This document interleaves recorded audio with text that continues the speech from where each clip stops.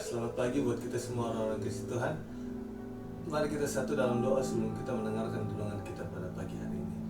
Tuhan Yesus, kami datang di bawah kaki pada pagi hari ini. Kami berterima kasih buat perlindungan-Mu, penyertaan-Mu sepanjang malam sampai pagi hari ini.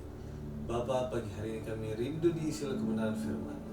Biarlah Engkau mengurapi hamba-Mu, mengurapi kami semua, sucikan, kuduskan.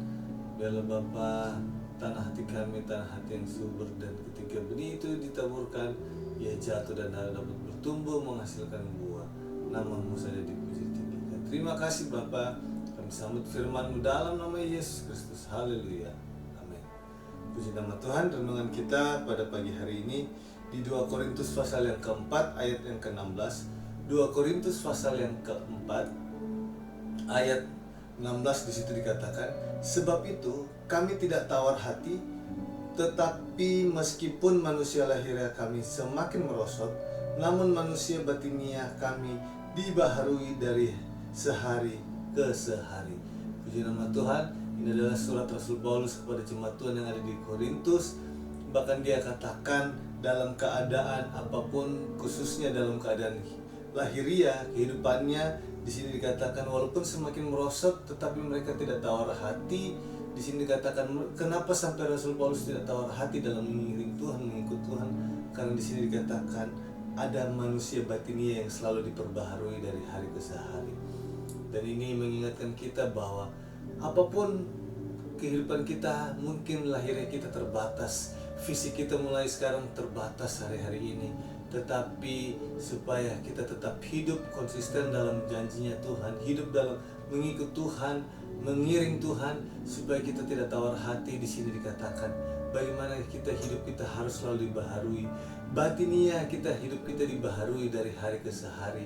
Dan ini Rasul Paulus, dia membawa satu dampak, dan dia menceritakan kepada jemaat Tuhan yang ada di Korintus bahwa memang tubuhnya lahiriahnya sudah terbatas, tetapi dia tidak tawar hati dengan keadaan tubuhnya, tetapi malah sebaliknya.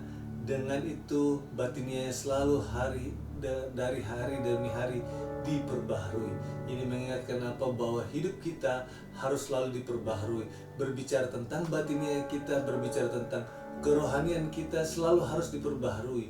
Jadi hari ke hari penting hidup kita diperbaharui, agar hati kita, hidup kita tidak tawar hati ketika kita menghadapi namanya proses. Terlebih lagi walaupun keterbatasan dengan kehidupan lahiriah, kita tidak tawar hati karena hidup kita diperbaharui.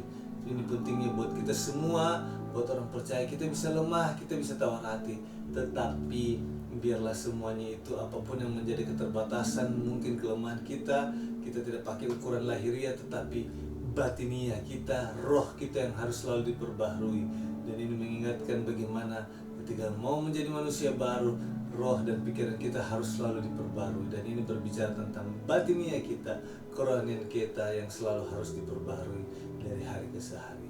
Terima kasih Tuhan Yesus memberkati kita satu dalam doa. Bapa kami dalam sorga, terima kasih buat kebenaran firman-Mu. Apapun keadaan kehidupan kami hari ini Bapa, mungkin kami dalam kelemahan lemah fisik kami, apapun kami terbatas Bapa, tetapi biarlah dengan keterbatasan itu kami tidak tawar hati dalam kami mengiring Kau, tetapi biarlah batinia kami selalu diperbaharui dari hari ke hari.